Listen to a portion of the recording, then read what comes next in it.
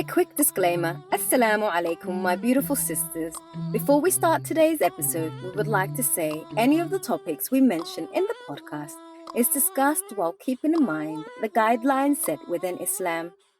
If we make any mistakes, please ogaada human baan nahay qaladna waan samayn karnaa. Haddaan qalad galno, siiro naxariis badan oo qalbi jilcan noogu sheega. Waad mahadsantihiin. Without further ado, let's start today's episode.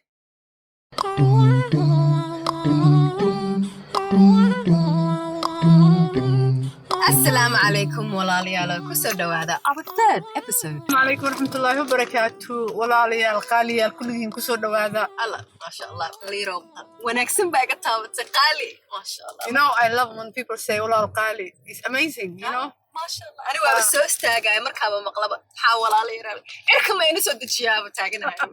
Masha Allah. Hadal macaan wax ka fiican ma lahayn. Especially luqadeena horta masha Allah qurux badan way qurux badan tahay. Oh, markaan rabnana waxa we can be waa shabin karnaa ya. Carara waa kabtinta aad iska badaayba kabina carara waa marka lagu soo tuuro qado. Yes, masha Allah. So on our last episode we talked about the list. Maanta marka we just continue from there. So listigi waa samaysatay. You see, you know what you want. Exactly. And obviously we talked about how the list should be realistic. Yeah. Tanin oo iska achievable ah. You know, aan rabaa. Aniga waxaan taaganahay ninka lacagta leh diinta leh waa attainable waxa ka horeeyay waa duco. But yes, duco maxaan I can't say anything about duco. Waa kaastay marka anyway wixii adiga you know obviously everybody's looking for a realistic situation. Nobody's perfect out here. Wahawa, the perfection only comes inshallah ta'ala when we step through Jannah. May Allah make us upon those. Ameen. Ameen. So, listing so where do we go? Where do we go? Let's just say you're a single girl, mashallah. You have your life together. And you say, okay, this is what I want. So who do you go to? Where do you go? Where do you find this like man or woman if you're a man? Haddan ogaan lahaa. What about internet? Bismillahirrahmanirrahim. Nowadays mogtahay globalki adduunka wax yar bay iska noqotay. Wallahi, see, internet, I'm scared of internet. Because knowing me, I'll be catfish. Nin yaro 6'3", and then dona waxa igu soo hor istaagi doona 5'2", knowing me. Nin wuxuu dhahay waan shaqaystaa, when I find out wuxuu leeyahay halfkaaga baxso. Knowing me, wuxuu leeyahay shanta salaad waan tukadaa ramadaanka markuu yahay. I know that stuff is going to happen to me, so I'm scared in reality. Yes. Well, but then having said that, and then on the other side, I've heard a lot of sisters or great success stories. Like they found their life partner on the internet. I would like to know where. Like honestly. What if? Yeah, I think what if honestly. What if? So I'm scared. Internet dangerous. Like how about family? I had there are single people in my family. Right. Sometimes when I ask them, like, the boys or the men in the family, why don't you find somebody for this person, for your sister or for your auntie or for your cousin? They'll say, oh my, أعوذ بالله من الشيطان الرجيم. waxa arta inaan ninka saaxiibka u tagaan gabadha oo walaashay ama eedada waxay u baahan tahay nin u keena. See, this is the problem with our cultures. But I've never had one auntie say to me, and then I say, Maya. And then she goes, but that's not in our culture. Why doesn't that not happen? Easy to say, it's easy to say that. لكن in fact there were two ladies aan arkay mar oo dhaheen wiil dhakhtar baa anaga leenahay gabar ma noo raadin kartaa. Wallahi, I was so impressed. I swear waxaan dhahay masha Allah tabaarak Allah. And then maskaxda waxaa wiilka si ka ah loo raadino. That's true horta. Back my head I'm tagging what's the flows? Because I do totosna. You be married. But it's normal just to say I have a girl, I have a daughter, who is ready for marriage. That's I think a bit normalish. Then I have a son. They facilitated it and it was normal to the meetings, to the first meeting or second 100%. Because aniga markaan dhaho waa kana maxramkayga haduu ninka intuu kabiisa qaadanoo cararin. You know he's serious. If he's nervous and he's sweating and he's like, oh my God, why? Then you know his intentions really and truly, he's not ready for marriage right now. But you know, with some men, what they say is, I'm like, we're not ready for marriage. No, we're ready for marriage, but let's see if it comes, it comes. What do you say about that? No thanks. I ain't got time for that. If it comes, it comes. We should never fall for that. You know, let's get to know each other. It's very dangerous because, wallahi, what is that then? Well, I got to know each other 2 months, 6 months, 9 months. Tomorrow, but you knew when we started off this, getting to know each other. And if it got there, it got there. But that's the time waster. Wallahi, it's a very dangerous category because remember, at the end of the day, our third friend is our little Mr. Shaitano. Or mention a lot for you. Or tomorrow. Oh, tomorrow it's not fine. We'll shake in a little bit. And then tomorrow something else. And then tomorrow something else. And subhanAllah, may Allah protect us. We're human beings, you know. We may fall into on grounds that we are unable to come out from. That's what I think. If you bring a mahram into the mix, it really protects you from all of that. If you tell a guy, listen, I'm looking for a marriage. I don't mind us getting to know each other, but just know that I'm going to have a mahram with me. You're going to hear deet on the other side. That's the one who's, you know. I think it's a filter. It's a beautiful filter, wallahi billah. And I, you know, obviously, it's when I got older that I understood the true power behind mahramka. And if the other guy goes, I've actually heard brothers who's your wali or who is your mahram so that I can speak to them, so that I can get to know you. Words to my ears. I'm tagging her right now. Words to my ears, because you know that brother's serious. And then you can bring your list out and then see, does he match my list? Can I ask you though, you know, one thing I don't like is men ayaa hooyada aabha u geynaysaa oo mahramkaaga Somali acuudu billahi xitaa baag sii furo Soomaalida waxay yiraahdaan kun la sheekaysa halka doolo mom's gonna see kun. Like, wallahi, I really think the muhram is such a powerful thing. It's really I think rather than looking at it like muhram waxa waaye qofkaa jibinayo oo ku fiirsanayo oo warkaa ogaanayo. I think inaan u aragno waaye ma aragtay muhramkan wuxuu kaa celinaa waxyaalo badan oo kugu dhici lahaa. Also qofku kuma soo xadgudbaya, as you said. Standard. No, standard. I think a lot of success stories, like I've known people who brought their mahrams on their first meetups and mashallah, they're happy and married and things are great for them. I can only, I think. Aren't they like Islamic?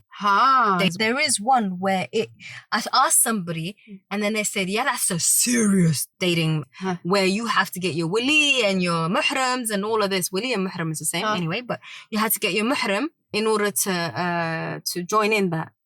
I haven't really ventured on that one. For you to join. Yeah. The app. The app. You need to have a muhram. So how would they know who's your muhram? The app, you add them on. In Muslim apps, Muslim marriage apps, so dating apps, the lies. Then on naqaba or toban ciyaal leh ayaa ku leeyahay single ahay.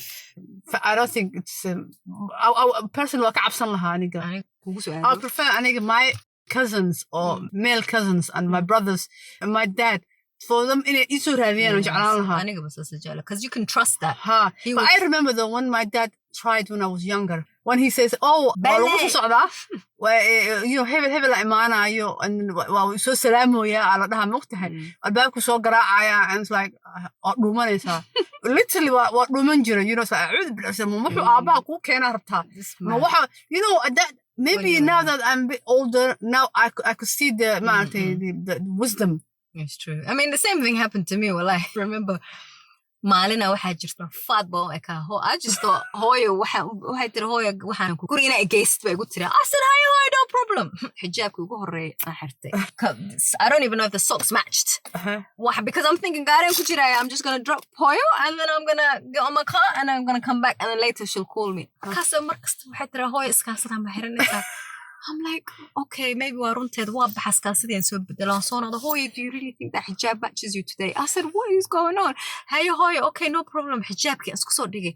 And then later on she goes, ambuurkan waxaan taaganaa raalid u noqo hooyadaa bal orodoo bax bal maybe she thinks I look rafaad waan baxay dharkii baan iska soo bedelay xijaabkii iska soo bedelay markaan soo istaagay she goes hooyo wax yarna me bal wejiga yarna maa nuush waan baxay wejigii I'm not clocking on anything waan baxay makeup yaraan iska soo marsaday waxaaba taaganaa aroos ma u socdaa by the time I finished even anaa isla yaaban gaarigan qaatay gurigiyaan geeyey marka hooyo goes to me and habarirtoo kalaan rabaa inaan soo wado because we're going to a little party jirto oon familygana u tegayna bes habarirteediyaan soo aydan gurigeedii habariraan tagay waan soo waday habarir waxaan leeyahay maasha allah maanta way nuuraysaaba she's looking very nice habarirta dhara xiran tahay makeup dahab yara u xiran aan thinking yay she looks pretty and then I thought maybe xaflad waaye it's true that you dress up for a xaflad gurigiyaan keenay markaas hooyo goes hooyo ma gaariga meel dhigtid I said what do you mean hooyo gaariga soo dhigta and I just bring you here maya just